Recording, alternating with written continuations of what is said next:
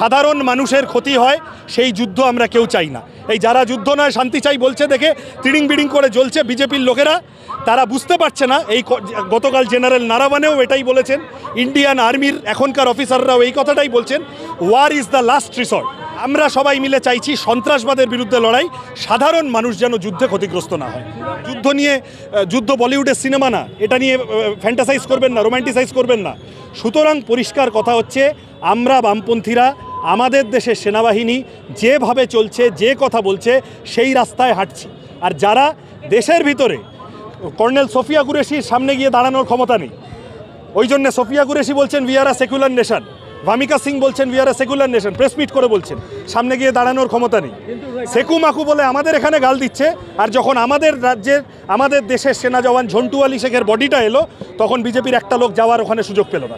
এই হচ্ছে এদের দ্বিচারিতা। বলে যে নরেন্দ্র মোদী তো ইসলামিক সন্ত্রাসবাদ বলতে পারছে না, তুমি আমার মুখে জোর করে বসানোর চেষ্টা করছো কেন?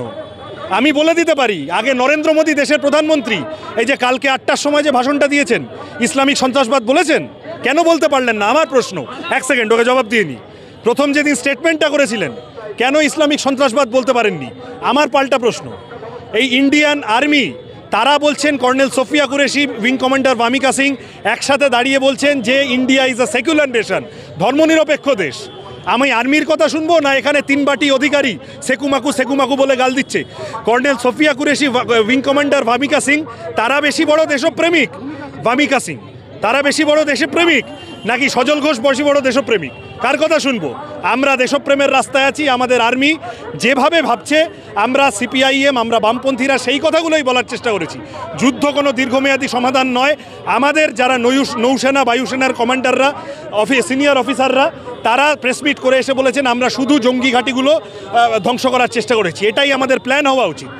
এই কথা যখন আমরা বলছি, তখন আমাদের ওপর লাফিয়ে পড়ছে। আমি যদি পাল্টা প্রশ্ন করি, সিমলা এগ্রিমেন্ট ব্রেক হলো কেন? ডোনাল্ড ট্রাম্প কে ভারত পাকিস্তান যুদ্ধ কী করবে না করবে তা ঘোষণা করার? ওখানে বসে ডোনাল্ড ট্রাম্প বলছে আমি ব্যবসা বন্ধ করে দেবো, ওদেরকে হুমকি দিয়েছি তাই যুদ্ধ বন্ধ করে দিয়েছে। এটা ইন্ডিয়ার সভারেন্টি, সার্বভৌমত্বের উপর আমাদের মানসম্মান যায় না এতে? কেন এই নিয়ে কোনো কথা বলছে না আমাদের দেশের প্রধানমন্ত্রী ইত্যাদি? কালকে কেন কোনো কথা বললেন না? এই কারণে আমরা সিপিআইএম বলেছি যে আপনি ইমিডিয়েট, এবং অন্য অপোজিশনরাও বলেছে, পার্লামেন্টে স্পেশাল সেশন ডাকুন। বিহারের ভোটের মিটিংটা গুরুত্বপূর্ণ হয়ে গেল, দেশে যুদ্ধ পরিস্থিতি হয়েছে, আর আপনি অল পার্টি মিটিংয়ে থাকছেন না, এটা ঠিক না। আমরা দেশপ্রেমের রাস্তায় আছি। যারা দেশের ভিতরে টুকরে টুকরে গ্যাং মানুষকে ভাগ করার চেষ্টা করছে, তারাই আসল দেশদ্রোহী। শুনে নিই তারপরে। পাকিস্তানের পতাকা বামপন্থীদের পাকিস্তানি বলছে, কিন্তু পাকিস্তানের পতাকা আমাদের কি বিজেপি আর তোমরা খোঁজ নাও। পাকিস্তানের পতাকা পোড়াচ্ছে বিধানসভার বাইরে, পতাকাটা পেলো কোত্থেকে? পাকিস্তান জিন্দাবাদ বলে লিখতে গিয়ে, হিন্দুস্তান মুর্দাবাদ পাকিস্তান জিন্দাবাদ লিখতে গিয়ে বিজেপির ছেলে ধরা পড়ছে কেন? এগুলো তো প্রশ্ন করতে হবে। মেজর ছিলেন, আমাদের এক্স আর্মি চিফ ছিলেন মেজর নারাওয়ানে, জেনারেল নারাওয়ানে, তিনি বলেছেন যে যুদ্ধ কোনো দীর্ঘমেয়াদী সমাধান হতে পারে না, যুদ্ধ ইজ দ্য লাস্ট রিসর্ট। বলেছেন কি না? তা জেনারেল নারাওয়ানে কি সিপিএমের লোক নাকি? জেনারেল নারাওয়ানে শুভেন্দু অধিকারীর চেয়ে কম দেশপ্রেমিক? তিনি বলেছেন যে যুদ্ধ বলিউডের সিনেমা না, এটা নিয়ে ফ্যান্টাসাইজ করবেন না, রোম্যান্টিসাইজ করবেন না।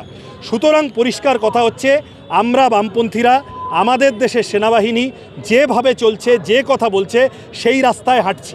আর যারা দেশের ভিতরে কর্নেল সোফিয়া কুরেশির সামনে গিয়ে দাঁড়ানোর ক্ষমতা নেই, ওই জন্য সোফিয়া কুরেশি বলছেন we are a secular nation, Vyomika Singh বলছেন we are a secular nation, press meet করে বলছেন, সামনে গিয়ে দাঁড়ানোর ক্ষমতা নেই। সেকু মাকু বলে আমাদের এখানে গাল দিচ্ছে, আর যখন আমাদের রাজ্যের আমাদের দেশের সেনা জওয়ান ঝন্টু আলী শেখের বডিটা এলো, তখন বিজেপির একটা লোক যাওয়ার ওখানে সুযোগ পেল না। এই হচ্ছে এদের দ্বিচারিতা। কিসে ও তো ছাড়ো, বাদ দাও, আমি কথার জবাব দেওয়ারই প্রয়োজন। পিকে সাউ, পূর্ণম কুমার সাউ।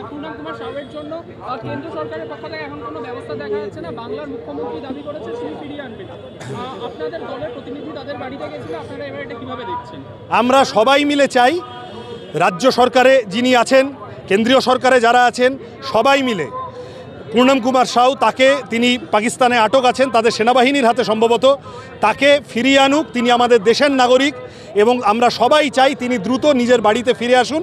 তার জন্য যা যা ডিপ্লোম্যাটিক টক, এইগুলোই আমরা বলছি। খালি পূর্ণম কুমার সাউ বলে নয়, কোচবিহারের একজন সাধারণ কৃষক বাংলাদেশে আটকে আছেন তাদের ফোর্সের হাতে, এই কথাগুলো সামনে আসছে না।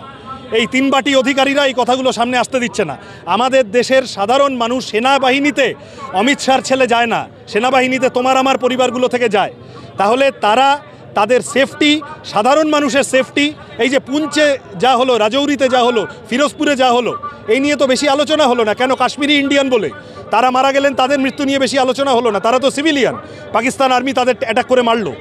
তাহলে আমরা এই কারণে সবাই মিলে বলি যে আত্মরক্ষার অধিকার ভারতের আছে। শোনো, 4টে কথা পরিষ্কার। 1 নম্বর হচ্ছে সন্ত্রাসবাদের বিরুদ্ধে জিরো টলারেন্স।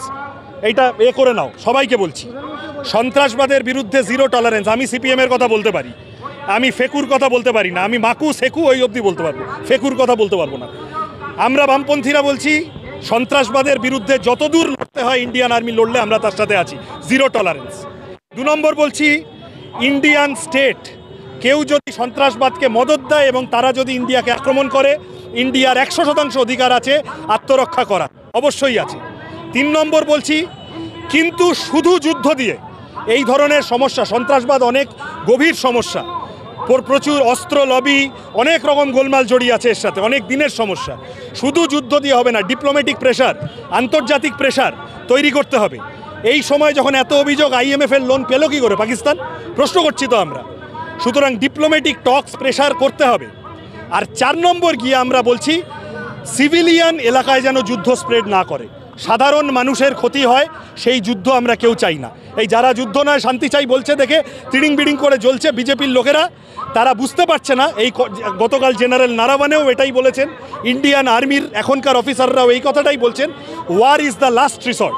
এই কথাটুকু শুধু কেটে ছেড়ে দেবে না, তোমাদের বলছি, পুরো কথাটা যা বলেছি দেখাবে। আমরা সবাই মিলে চাইছি সন্ত্রাসবাদের বিরুদ্ধে লড়াই, সাধারণ মানুষ যেন যুদ্ধে ক্ষতিগ্রস্ত না হয়।